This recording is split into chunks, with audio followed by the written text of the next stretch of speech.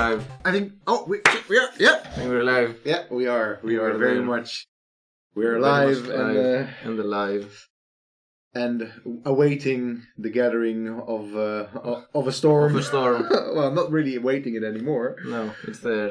It's there. Uh, It's cool. It's It's actually pretty sunny.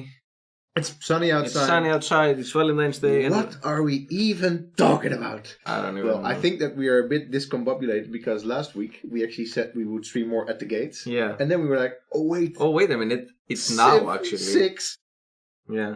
Gathering Storm is already coming out. Yeah. So apologies to anybody who was expecting us to talk more about At the Gates. We'll return to We it. will return to it. Don't worry. But on the day that this particular new expansion comes out, We had to stream. we had to stream. So it happens today. It happens today. It's out today, It's there, and we have not. Neither of us has played a thing of this. No. Well, I've made 4 moves, and that's it. That doesn't count. And I haven't even looked at the intro video yet. No. I'm completely spoiler free. So we are going in this spoiler free, and so hopefully. Is Are anybody? you? Yes, exactly. That is watching. Let me. Are we even? You can't hear from there because this one. Is No, I know. I was just hoping that we weren't talking to. The sound was off of. Yeah, don't worry. No worries. Everything is fine. Everything is fine. Everything is fine. So we are now going to try and put up the video. Yes. Of Gathering Storm. It Yeah. might prove a little bit tricky. There's some value running through your head. There's some value running through my head. So let's start by watching the video. Yeah. Yeah. So let's start this, and then switch. Do I still have to press play? Are you here? I'm here. You're not here. Okay. Except I wanted to find my phone so it doesn't ring in the middle of the stream. Oh, I don't know. Where's your phone? I don't know either. Well, if it rings, It rings. All right. Shall I press play? Yes, press play. Hopefully the audio works. We'll see. Come on. It takes a little tiny little while. This is be slow. There we go.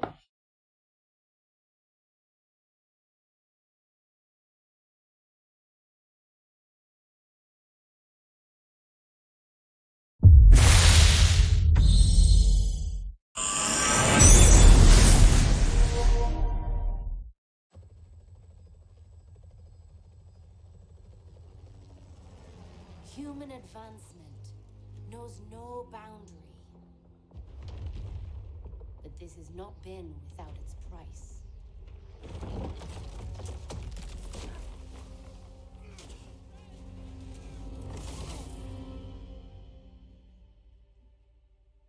Though we stand at the height of prosperity, we need only look to the past to remember that nature is a power that cannot be ignored.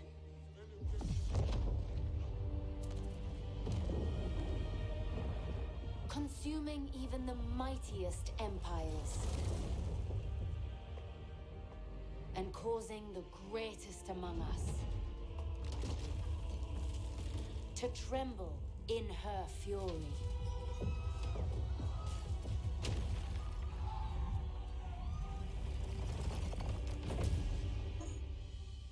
Yet from adversity, the human spirit endures, finding ways to coexist with the earth.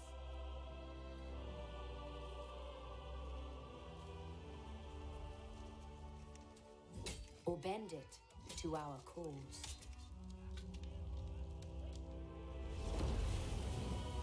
Pursuing a course beyond distant horizons.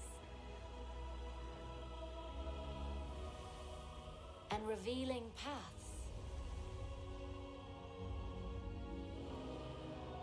Both towards innovation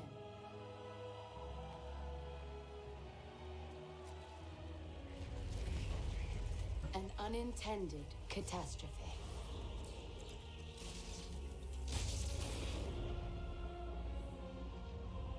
Our survival necessitates new solutions to old problems.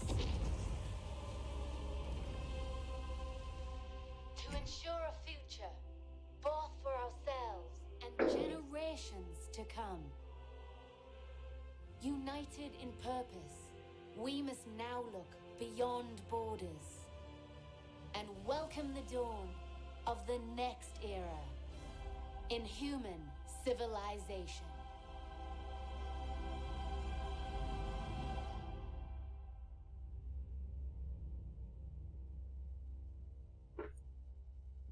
Yes. Neato. Let me first lower the sound. Yes, a little bit. I think it will just be... Let's have it here. Yeah, exactly. Let us know if it's too loud. Yeah, of course. First thoughts on the intro movie. Switch to the Civ again, so at least I have a little bit of me. Yes, there we go. To soothe our ears. Yes.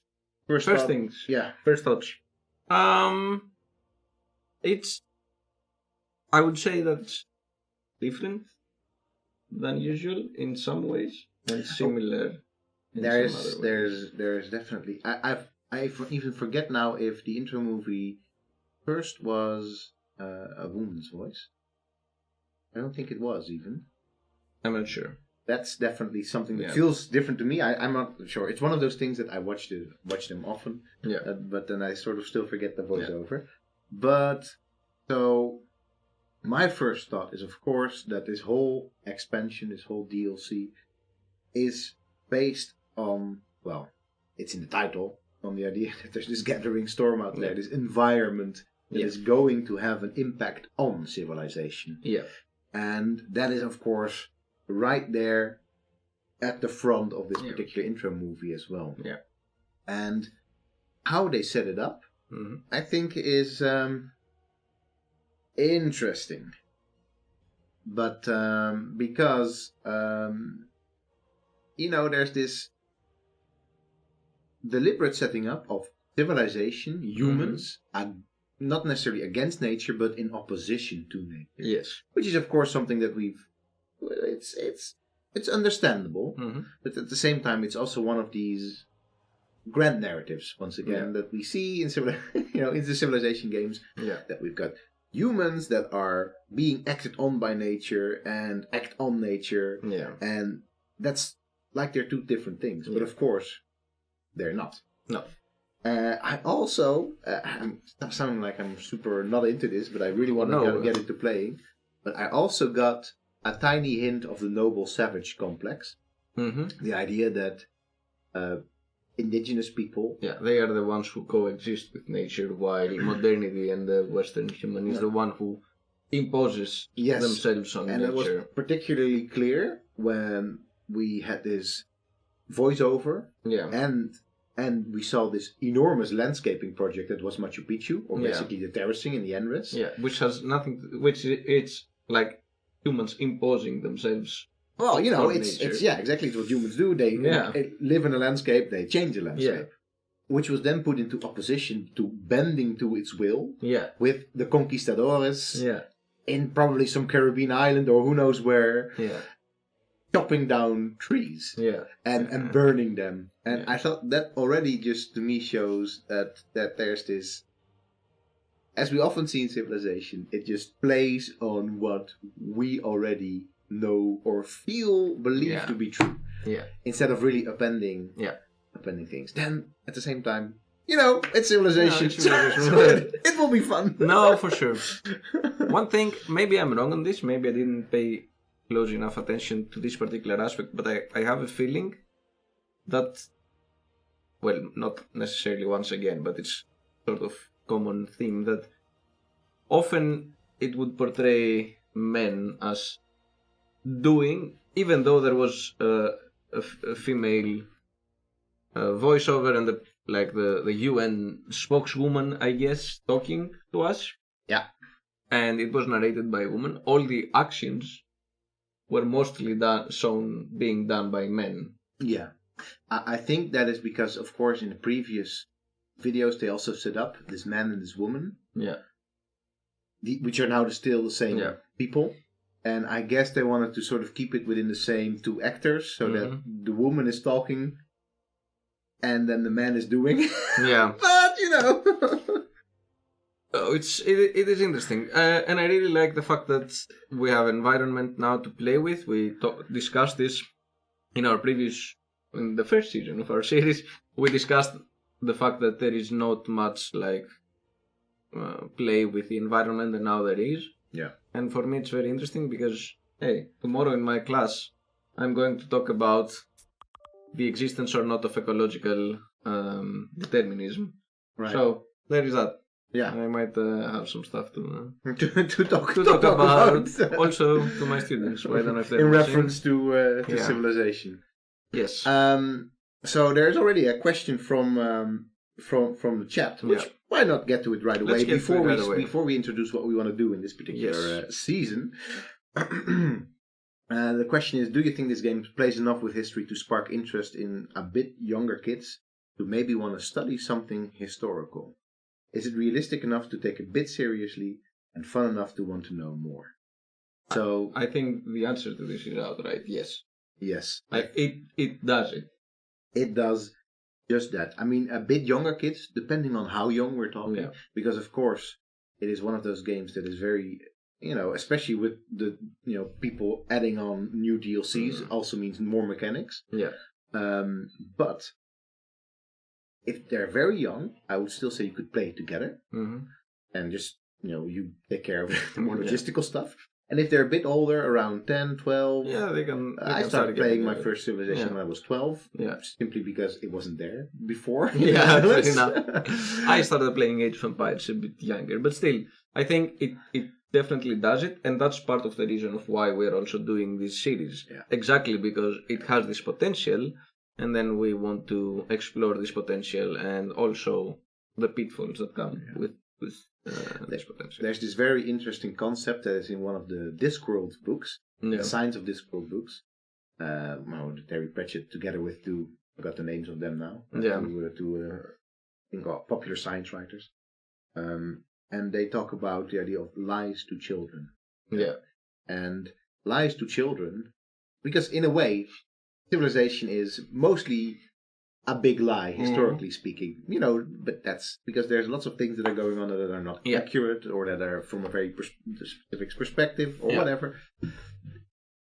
I mean, whatever, that doesn't really matter. Lie sounds like a very nasty thing. It sounds a bit too negative, but the idea is not negative. The way that we often introduce our children, into things is by first telling them the simple version of things. Yeah.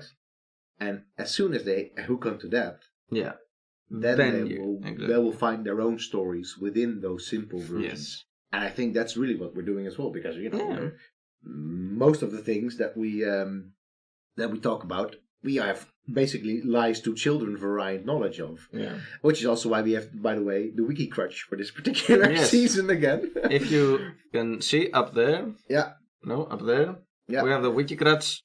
What it is, every time we don't know something and we have to wiki it, or Google it for that matter. Or whatever, get information from somewhere else. We just up the counter the counter. So you can, it's basically a running thing of how stupid we are. So, what we want to do, we don't want to start playing now, because then it will we already know who we're going to be playing as. Yes. We know we want to play as Maori. Yeah, exactly. Ooh, well done, Aris. Thank you. I'm going to butcher this a lot more often than you are. Because we think it's one of the most interesting civilizations introduced. Yeah. Also in terms of mechanics. They also have the unique feature that they don't start on land. Which you will see in a little bit. Yes. But yeah, I think, well, they're interesting as a civ to be included for many reasons. Yes. But I think one of the reasons that I think is also good that we're playing with them right now is that they're also not this European or Mediterranean or North American civ that we've had a lot of during the last season that we did. So we're really changing it around.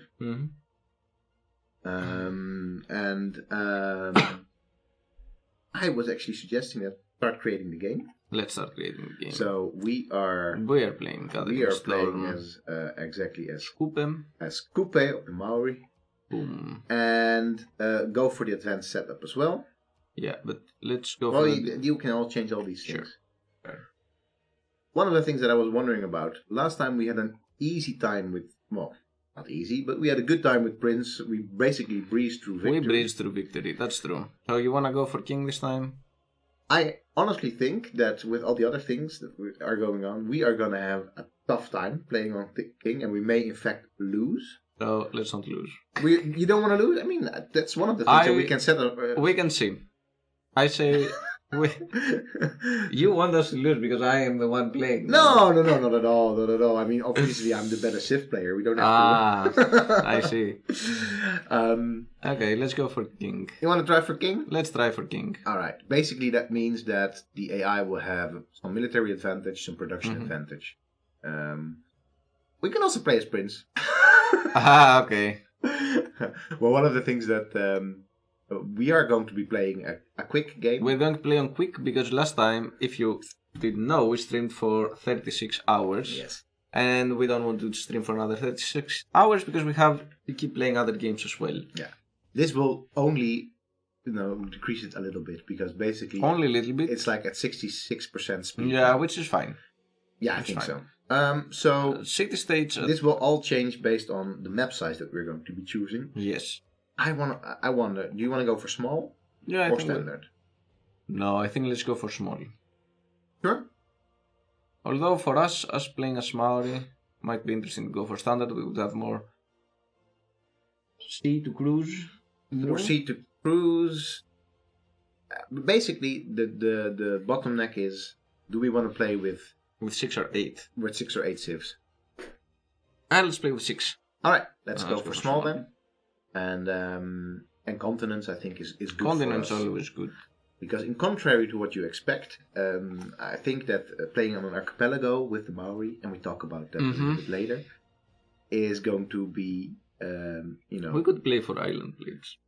In size from small to large. We could play for island plates. But, yeah. If you want to do that, that seems fine to me as well. As long as we don't play on archipelago. Wait, no, we're not gonna play on archipelago. We can talk a lot more about this when we boot it up. Then, so then we're going for the island plates. We're really changing the things right now, but that's fine. Everything else standard. Also, I think it's good if we start in the ancient era still. No, for sure, we're playing from scratch all the way through. Yeah. Once again. You'll see us 20 hours from now. Be like, oh, this game. Okay. One of the things that I thought we could do is keep on following up with what I just discussed. Mm-hmm. And let's pick civs that are not European. Okay. I like this. Yeah. I like this idea. I like this. So... Mali? I think Mali is also a new entry into this, so let's put them in. Next one is for me to choose. And I... Did Suleiman change the icon or... No, they just added them. Oh, of course. Suleiman is Ottoman, sorry. Yeah, exactly. Yeah, they just added them. Yeah. So I would say a Pound Maker. It's not a new one. No, it's not a new one, but... 3. Okay. So we're doing a 3. Let's see what else is known.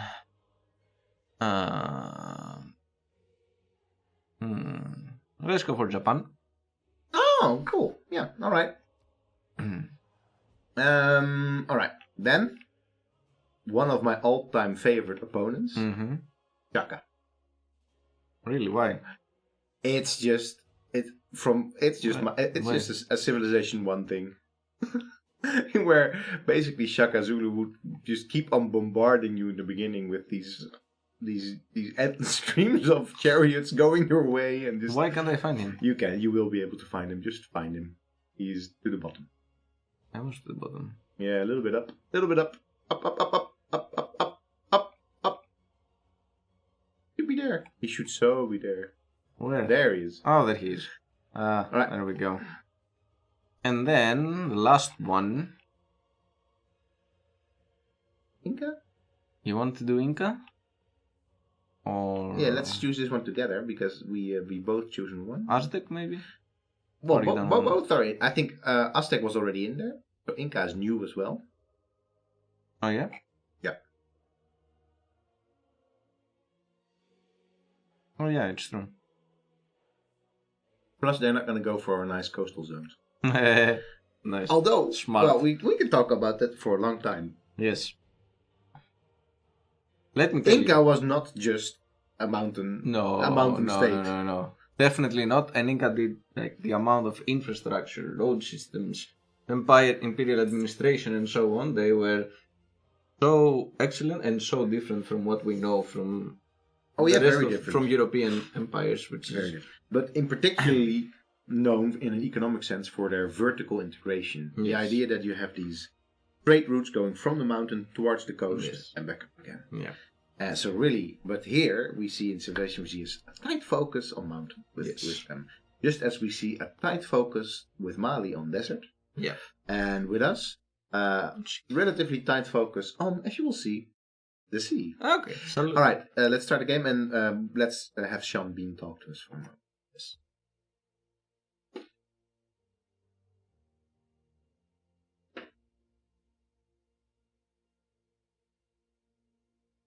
From the first stirrings of life beneath water, to the great beasts of the Stone Age, to man taking his first upright steps, you have come far. Now begins your greatest quest. From this early cradle of civilization on towards the stars. Coupe the Navigator, you named the land of the long white cloud, and now you are called upon to settle new lands. Protect and honor the land and sea, just as your towers protect your people. The Maori will guard the world's natural beauty for all the ages after. Oh yeah. We are doing this. Alright. Alright, let's talk a little bit about the Maori. In particularly about this imposing figure that we now have. Yes. Talk to me about Coupe. I know nothing. You know nothing. I know nothing. You know nothing. Well, some. Alright, let's first maybe couch my knowledge a little bit of the Maori as well. Mm-hmm. Because, you often have these people, and I encountered quite a few of them in my own research in the Caribbean, or just my own research into indigenous America. These people that are very much, white-skinned like I am, that just have this enormous, horrible type of crush on an indigenous civilization and all that they do. And it's just horrible in a sense that it's just, it paints a picture of an indigenous population once again that is, in a different way unkind, because you start idolizing everything that they do. I am dangerously close to having a little bit of a cultural crush on the Maori. Sure. And reason for that is, the first time I learned about the Maori was already a long time ago, when I was very much interested in gift giving. Still am, but a long time ago. I read up on this particular thing, and Maori, or at least the ethnography of the Maori, is very central as a foundation, as one of the foundations for the study of gift giving. In particular for the concept of how, which is not something I'll delve into right now. And then later on, through not my own fault, my sister fell in love with somebody on the Cook Islands who was in fact a Tongan living in New Zealand. Sure. And because of that, she, but also a tiny little bit I, have been able to learn much more and understand much more and read much more about Maori culture. Aside from that, there's also a nice Maori cultural presence in Leiden, even. At the Rijksmuseum van Volkenkunde, the National Museum of Antiquity. Ethnography. Ethnography. Interestingly, it's not antiquity, it is ethnography. Antiquity is for like the Mediterranean and the classical, and then ethnography is for for everything else. For everything else. And we have a very nice waka here, a Maori canoe, and and that is a new one. Yeah. So it's not one of these ethnographic items that has been robbed. No. It is one that has been given to the city of Leiden, or particularly to this museum, by the Maori community. Very recently, actually. Relatively recently. 10 years ago or something like that. It's a bit less. Maybe even less. I think I was here. Yeah.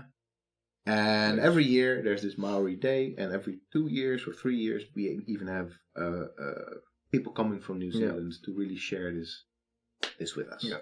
And so particularly exciting every time. It is exciting stuff. But let's talk a little bit about what they are about. Mm-hmm. We can talk a bit more about Coupe later. Yeah.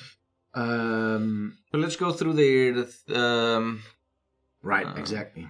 So Coupe's voyage. Begin the game in an ocean tile. So we don't begin in land. We're not gonna begin on land. We're beginning in the middle of the ocean. And because we do that, we get some bonuses at the beginning of the game. When we found our first city. Yes. We talk more about this concept of Coupe's voyage when we are actually doing this Coupe's voyage. Then we get a free builder and +1 population when settling your first city, so we'll immediately get our builder. The palace receives +3 amenities, +3 is housing and +1 amenity, +2 science and +2 culture per turn before you settle your first city. Yeah. So basically our boats receive bonus until we settle down, so we can generate enough resources to not be in the beginning to still be competitive. Yes, exactly. Yeah. So this is it's interesting that they are giving all this. I don't exactly see how it how this is justified historically. Like, why do we get more science when we're on a boat? Or more culture? We as I said, let's talk about the voyage part of it later, and I can give you my view on this. Then mana. Yeah. Begin the game with the sailing and shipbuilding technologies unlocked, and with the ability to enter ocean tiles. Embarked units get +2 movement. Unimproved woods and rainforest are +1 production, becoming +2 once the conservation civic is unlocked. Fishing boats provide +1 food and a culture bomb to adjacent tiles. Resources cannot be harvested. Great writers cannot be earned. We can't write. There is a lot to unpack here. Like a lot. And we can either do it all now. We can do some now. Or yes, let's do some now. In fact, let's forget about the great writers. Oh, damn it. For now. Okay. Because they actually feature into the Marai as well. Yeah, okay. But let's just focus on this concept of mana. Alright. You are very familiar with mana. Yes, I'm very familiar with mana. In different ways. So, first of all, mana is the key resource in almost any card game you will play. So, you need mana.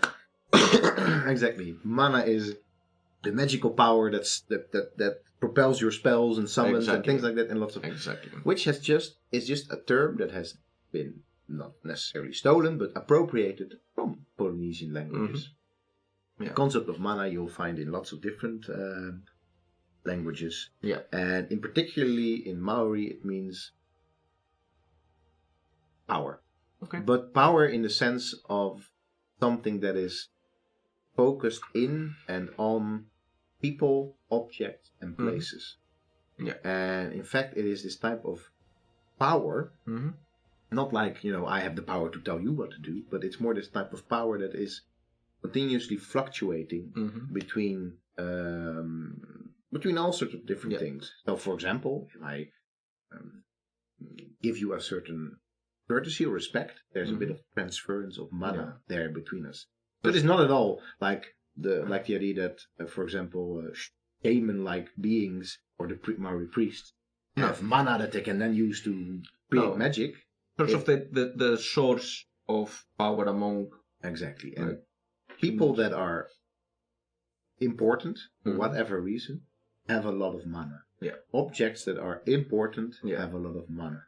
Yeah. And it is very much contrasted to tapu, which is something that is almost so powerful that it is sacred. Yeah. The idea of taboo is coming from that. All right. Then, if you then look at Civ and its use of mana, it's weird.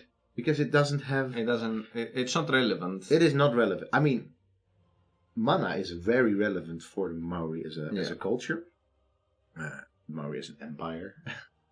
Has a completely different understanding of mana. Which somehow is very much related to voyaging and things like that. To voyaging, but also to... It seems like it's also connected to nature with this like production. Yeah. And maybe... Plus production on forests, rainforests and woods. So I think the understanding here is that mana is much more of a natural source of power rather than a human source of power. Yeah. It would have been interesting if mana would have been used in units, and then you would have like units which have mana or something. I could have seen other ways how they could have put mana into this game. Yeah, definitely. But and then we can also talk about those later. The Toa and the Pa. Yeah. Which are two basically connected. One special unit, one special improvement, and the Marae, which is basically our theater square. Yes. Okay. And we will talk about those whenever we will build them. Okay, I'm beginning the game. I want to play. Yes, let's play. We can switch this off. Do not show us this. You know what the deal is with Gathering Storm. Yeah, but I mean, we could walk through some and see if we want. We have the World Congress. Diplomacy is much more important in this civilization. You can win actually through diplomacy. We might or might not try to do this. Yeah. And then there will be a lot more like interaction between civilization in relation to emergencies, things that are happening, and you have to respond, and then you get or lose stuff based on that. Exactly. Then we have the diplomatic favor, which is sort of the currency that goes along with the diplomacy. This is a new thing for Civ, by the way. Diplomatic favor is a new resource, never existed in any of the previous games. So you gather diplomatic points to win. How do we gather diplomatic points, by the way? It probably explains that in the previous. So starting in the modern era, players will be able to use their diplomatic favor in World Congress to complete but how do we earn the favor? How do we earn the currency? Yeah. By going through these emergencies and taking it out together, basically. Yeah. And there are other ways, but we will see. The previous warmongering system has been replaced with a new representation of how other players view your warlike actions, grievances. So this is now more related to diplomacy as well. We have interactive environment for a change. This we will see, and we will talk. Flooding, storms, all sorts of horrible things are going to hit our civilization. Volcanoes, high risk, high reward. Yeah. Interesting that we're going to talk about it. Fissures. We have a new type of power. We have power, which the fuel resources now give us power, and then we have to manage our fuel resources in relation to our emissions. It used to be the case that in order to build an ironclad, so a steamboat, basically, you had to have coal. Yeah. Now coal becomes power. Yes. Just like nuclear material becomes power. So you can translate your resources into power, and then you can manage what type of resources you exploit to gather power. Yeah. Here we have our world climate. Basically, it's the graph that tracks the progress of climate change, if there is any climate change. And in the beginning, there will be very little climate change, obviously, because we're not impacting climate as much. But once we start gathering fossil fuels and burning them, our impact and our imprint on climate will start changing significantly. We will talk a lot more about this as well. But just to say that this is not the first time that climate change has been in civilization. In fact, it was in the first civilization. Yes. And then it was taken out in civilization 2 maybe already. I think so. Or I don't think it was on 2. No, I don't think so. Plenty more to explore. We know. All right. We will weather the gathering storm. Oh, discovery of shipbuilding by the Maori.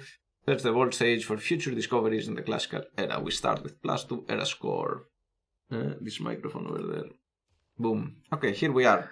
All right. You said it. It would happen. It happened. It very much. It very much happened. I said there's this one thing because that's actually what happened in our first game. And I said, hey, we could actually end up very close near the North Pole. Yeah. And yes, that's precisely what happened. That said, I do see some coast over there. I see some coast. But the problem is then we of course have to. There is some coast clearly over here. So, all right, make a move, and then we'll talk about the coupe and particularly what we're doing right now. I do like the canoes, by the way, which is the main. So these are small canoes, and then there's double canoes. Catamarans, basically, and indeed, small war canoes would have had maybe sails or would have been rowing, and then the real voyaging canoes would have been. There we go. That's great. Hey, discovered another continent. I think our first continent. Yeah, for that matter. I'd say hey, bring the. We still have one more move. The warriors somewhere else. You think so? Yeah, exactly. Because we can actually. Well, Babylon is going to settle over there. That should be clear. So much should be clear. So we don't really have to discover into that region. Let's go there. And I think we will find I don't think there's an inland sea over here. No, it looks like. We'll see. I think that there are some nice spots for us. It looks like over in this over here. Bit. All right. Nice spots though is we will need some forest or jungle. Yeah. Because otherwise we are missing out on one of the. Oh, sorry. Misclick. Yeah. Yeah. City-state meeting bonus as the first major civilization to meet the Babylon city-state. We have earned one envoy there, which they are not settled yet. But no. Like we met them, but they don't. Now they are settled. There is Babylon. So at least we'll have I love the city of Babylon. Look at this. This irrigation canal right over here. Yeah, interesting. It wasn't there before. This is one of the new additions that you can see visually, but also practically that you can sort of irrigate. Not only irrigate, in fact, that you can now build canals. Yes. Don't push next turn because we will need. So I'm going in there. Or rather, this guy will go here. Desert. We don't want to be there. We don't want desert. So we're going here. Hey, Cliffs of Dover. The Cliffs of Dover. Well, that's actually very nice. Because, of course, the Cliffs of Dover are a nice natural feature that we could potentially use as part of our sort of the Maori thing is conservationism. But at the same time, we met with Pander Brunei. We can find the city here, but doesn't look like the best location. Oh, well, it actually looks like an okay location, here? I would say. Yeah, well, no, I would say... Over here? Over there. You think so?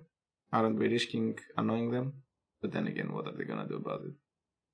I think actually what will happen is that they will settle next turn right over here. You think so? But this is not really... This is a bit weird. So this is already... one of the things I was afraid of when I saw the Maori reveal. Like, it's completely unintuitive what you have to do. Like, okay, you settle in there, you just go somewhere, and if you had watched the reveal gameplay, in the beginning they were like, oh, let's settle here, and then all of a sudden, oh, this is actually not the best, we are close to some enemies here. Yeah. So it's a bit tricky. It is a bit tricky. Shall I go on there? Yeah, I don't think we can at the moment. Maybe we can. We have one more move. Yes, but we cannot because they are cliffs, so they're not passable for us. Probably. So in fact, we can only go here, over there, but then we in fact cannot. So I would say just do nothing for now. So pass the turn. I think so. Yes. Oh no. Unless we can still move with our warriors. We can't. No. We cannot. Oh well. Fortunately, that settler is moving. That settler away. is moving over here, so we could settle. I think we have to go for this. Yeah, I was sort of limit. I like this little. Now this is a really good spot over here. Shall I try and go up there? Yeah. I'm not sure if we can We cannot because that warrior is blocking us. No, we can't because this is the cliffs. Like, we can't make a city on the cliffs of Dover. Why not? Damn it! It doesn't even show up as a potential location. I think it's simply because we cannot maneuver there now. Well, maybe. Anyway, otherwise we have to start settling somehow, somewhere. And these are hills, right? Or are they mountains? I think these are mountains. It doesn't show us the tile. We don't know. We don't know. Ooh. It's mountain. Mountains. Yeah, it's mountain. That's so all of these are mountains, so this is not good at all. Maybe we should go over yonder. Yeah, well, at least let's check it out. Yeah, let's go.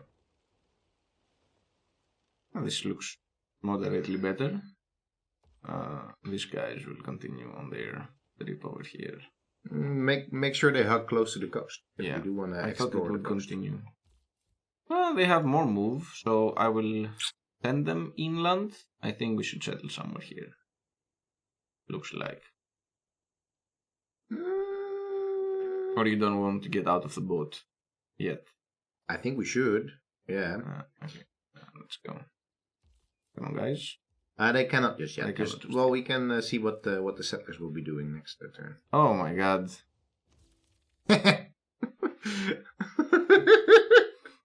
All the city-states are like all around us. Yeah. Can we now at least move? Yeah, we can. All right. And a volcano, Hakari. Oh. Ah, Lord. I have to say, this is... It's a precarious position.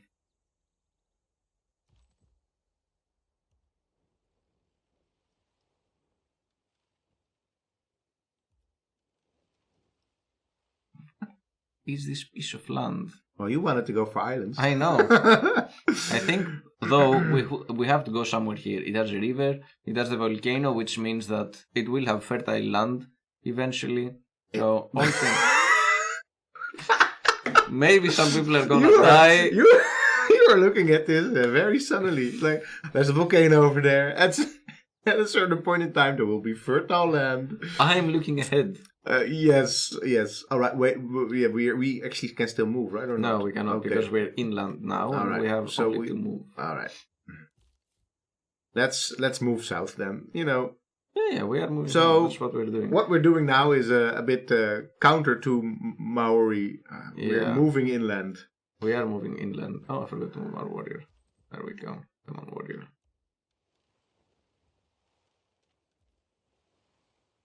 Oh, this is a nice place. Okay. Well, maybe we can even, because we do want to be close to the sea, where we can have nice culture bombs for fisheries. Because if we use our worker boat to create a fishery, we just get all the tiles there, which is why. I mean, look at this location. It looks prime location, next to forests, next to a river, next to a volcano. Next to a volcano. This will go our way. This will go our way. Okay, you guys. No way. We want to see what the scope of the island is. This seems like a primer location, even in a way, but but we are very far from there. Yeah, it will take a while, and I really like the river over there. Hey, I will stand. Hi, man. It's an honor to meet you. Yeah, it is. It is actually. We can talk much more about the Inca later as well, if you like. We would love to sample your hospitality. Of course we would. Of course. And we, in fact, because we are... You know what we haven't done all the time? We haven't chosen research. Yeah, exactly. Does this mean we're not gathering research at the moment? Well, I'm not sure. So, let's go for... We don't have recon units yet. So. No. Oh, yeah, exactly. Let's do that. And then production. Confirm policies. Yes. All right. Okay. I don't think we can... Oh, we can actually. No, we cannot yet, right? I think we can, actually. Okay. We forgot. And in fact, in one turn, we will be... Let's do pottery then. Yeah. Sure. And let's settle here or here? At least one tile away from the volcano. Okay. Or no, actually, let's settle right over there. Right over there? Yeah, because we want to stay close to. Let's just be like Pompeii. We know this is gonna happen someday. We'll deal with it. We'll deal with it when it happens. So, steam hisses from the ground here. Oh, this would be a great spot. All right. Yeah. Well, that's where we're gonna build more cities. Our second city will be over here. Yes. Okay. Perfect. Right. Perfect. Plunk down right over there. I can't plunk down yet. Cancel the order then. Oops. How do I? Or next turn, actually. You have to next turn it. Exactly. He has one more move. Next turn. Whoa! Oh. Come on, Zulu. Dare you turn your back to my armies? I will make no sense. This he is buffed. He is buffed. Exchanging information on our capitals is a great idea. I don't have a capital yet, but sure. Pottery is done. Pottery is done. We are planking down our city. Next to we'll be fine, say the citizens. So what we've just done. Also, mountains smoke a little, right? One of the things that I to me is by the way, turn 8 for the first. Normally this would have been an instant reboot, but hey man, we're playing on Prince. Whatever. Yeah, exactly. So this is of course where civilization always breaks down in terms of the emic experience of the landscape. In this case, maybe they would have seen smoke from a mountain, but then still whatever. Unless there is actual memory of what a volcano is and does, which especially is not necessarily the case with settler populations. Yeah, you would not have this realization that you're settling close to a volcano, which is therefore dangerous. Yeah, and also there was no way. Maybe even if there was memory, you wouldn't know when this thing would happen. Yeah. And the problem here is as well that, in fact, of course, most volcanoes don't really have smoke coming from the top. No. To begin with. If they have smoke coming from the top, then I don't think anybody would actually settle there. Settle very close. Well, you know. I mean, yeah. Anyway. So, we are there. We're there and we're Tehokianga Nuya Kupe. Exactly. I'm hoping I'm not butchering this. I will do my best. Let's do some chores because we have neglected this a little bit. So we have pottery, and now we have animal husbandry and mining that we need to do, of course. So we are gonna go through these, and we have talked extensively about this stuff in our first playthrough. So we're not gonna be talking too much about technology trees unless it relates directly to our good friends the Maori. The one thing that I do want to go for early on with the Maori is religion. Yeah, because also we didn't really do it. We also didn't really do it, and I think it's good to focus on. So I would say astrology there makes sense. But we don't have any of it. You want to start with astrology because it's boosted as well? Yeah, I think so. Yeah, I think that would make sense.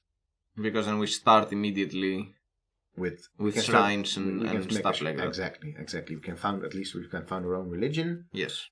Okay. Foreign trade or craftsmanship. I would say we probably want to go first for craftsmanship. But this one is boosted, so we're gonna go for foreign trade. Yeah, foreign trade, exactly. Alright. And the good thing is here, we are going to be expanding our borders right away because we have a worker there that can make this fisher boat. Yes. So first, I want to talk a little bit about what we've just done as sort of as a thing, settling on a new land. Yes. Which is, of course, the Maori people, where we entered a land that was quite full already. Particularly full. We didn't know, of course. That was not the case when the Maori, or at least the ancestors of what are today's Maori, ended up settling or colonizing what we know as New Zealand. Yeah. In Maori, that that place, those islands have lots of different names in Maori, but one of them is Aotearoa, something like that. I can actually listen back to that. Sure. Or, in fact, what I will do, I will link a Maori dictionary where you can listen to all these things being spoken the correct way. We can also put it in the YouTube. Because one of the things that I always do, because I don't speak the language, or not many languages, I end up butchering them. Yeah, it happens. Basically, it means land of the long white cloud. All right. That's, of course, what. Suppose that you're coming from this island setting, and where the clouds are gathering above islands still, but these islands are relatively tiny. Yeah. So in fact, New Zealand was one of the largest land masses that these people would have seen themselves and would have had in their memory, because of course Polynesians started migrating relatively early on already, moving towards what we now know today as Polynesia, basically the Pacific, a triangle from Easter Island towards South America, Hawaii towards North America, and New Zealand all the way towards the south, southwest. And that's the sort of the sphere where they had lots and lots of little islands there. Lots and lots compared to the amount of Pacific Sea there is. And New Zealand was in fact the biggest one that they encountered. Yeah. Therefore, calling it the land of the long white cloud, because there were in fact long white clouds over it, makes a lot of sense. I'm not done yet, my friend, when it comes to Maori. No, I know. You will keep talking. I will be making boats. You just keep on. I will be playing. You will be exactly. You. I think we should build, however, a scout nonetheless. Not necessarily, maybe a monument sort. I think a scout is still not a bad idea, or in fact, right away a settler. Yeah, start right away. In the beginning. I agree. I'm going for this. All right, you keep talking, my friend. So archaeologically speaking, the earliest sites that we have found in New Zealand are from the 13th century, or in fact around 1300. In the South Island. We haven't found any sites that are earlier than that. So, in fact, human occupation of New Zealand, or of the land of the long white cloud, is shallow compared to many other places in the world. In fact, it is one of the last places that humans colonized, especially relative to landmass. Yeah. That's the archaeological story. Of course, the Maori have their own stories as well. They have their own understandings and theories of where they came from. And that's where it becomes particularly interesting, I think, when it comes to the figure of Kupe. Especially as a leader of the Maori Empire. We can talk about the fact that the empire doesn't fit the idea of what a Maori society and structure looks like, but that's for later maybe. But Kupe was from a Western point of view is not a historical figure. It's a mythological figure. Yeah. I don't like necessarily using the word myth because it immediately sounds like this is not true. There's no basis in any sort of reality there. But basically, there's no written sources on Kupe. Yeah. That date to anywhere close to his time. The idea is that Kupe, according to the Maori origin narratives, or the narratives of the origins of settling in Aotearoa, he was a person that lived in the 10th century in a place called Hawaii, which is not Hawaii, but is a place that is also maybe not even a real place. If it is a real place, it would be closer to the Marquesas Islands, which is probably where the Maori themselves came from. And all in Hawaii was not well, because there was this particular figure there, this brooding, priest-like, shaman-like, magic-like figure, Muturangi. And this guy was not happy, because he wasn't getting fed, and he was cast out of the village. And he decided that he would take care of his own business. And he did that by charming an octopus. Don't laugh! He did this by charming an octopus. And instructing this octopus to go and get fish from the nets of the other people in Hawaii. Mm-hmm. And the octopus did this, and in the process of it also ended up destroying the nets. But Mutorango was happy and had fish. People, of course, were obviously upset. They didn't have anything to fish. This is when Coupe enters the picture. Yeah. Coupe said, I'm going to check out what the thing is that is destroying our net. And when he, in fact, did so, he saw this octopus, which is in Maori is eke. He started to fight with this octopus. He just also found out that this was this Muturangi that was behind the charming of the octopus and was instructing it. And octopus got a couple of bashes on the head and fled away. Coupe got in his canoe and gathered some other people, set off to chase the octopus. If you go, I think we can actually go to our leader portrait as well, right? Yeah. You can actually see, which is to me was interesting because I didn't really see what it was about earlier, because it's not a typical Maori carving, but in fact the feke, the octopus, is the thing that he's carrying around his neck. Exactly. Which is a very nice touch. It's a very nice little touch because in fact all of this is not really mentioned at all in not even in the encyclopedia, I think. But it is there as a little nice touch. Isn't it? Where is our encyclopedia? I can't see from here. It's hard. The encyclopedia is right over. Yes, there. Okay. Maybe the octopus is in there. You can check. Historical context. Octopi. Well, now they call it many octopuses, but I don't think actually that's the case. Yeah. We can cross-check this. Well, we'll get to the cross-checking of it. Yeah, don't worry. This is a very complex story, particularly in relation to civilization. Yes. The octopus went its own way, ended up going towards this place that was we now know as New Zealand. Yeah. Basically, Coupe chased it all around the island. And at the south side of the North Island, it ended up sort of cornering it, and the octopus was trying to claw on land, thereby creating, or maybe even on the south side of the South Island, I'm not entirely sure, ended up clawing lots of natural features in there that we now know as fjords.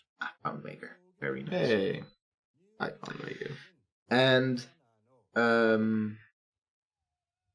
it's an honor to meet you, Of sir. course. I mean, I like his hair as well. Yeah, it's pretty cool. And then what happened after a couple of years and a couple of basically going around this landmass that they just found, Coupe went back to Hawaii. Never to really return again, according to origin narratives at least. Yeah. Or maybe he did, it's not very unclear. But anyway, Coupe was never in any sense some sort of major chief or leader of the Maori people. Yeah. He was one of their ancestors, one of the people that they tell stories about that was very much instrumental in them coming to this place. Them coming to this place, then, there was this particularly, which has been termed the Great New Zealand Myth by some ethnographers. In the 19th century, there were a couple of people that were interested in English people interested in Maori myth that were had created their own sort of origin narrative of where the Maori came from, and they said there were these 6 great canoes that made the journey and ended up becoming the 6 types of Maori families or whatever.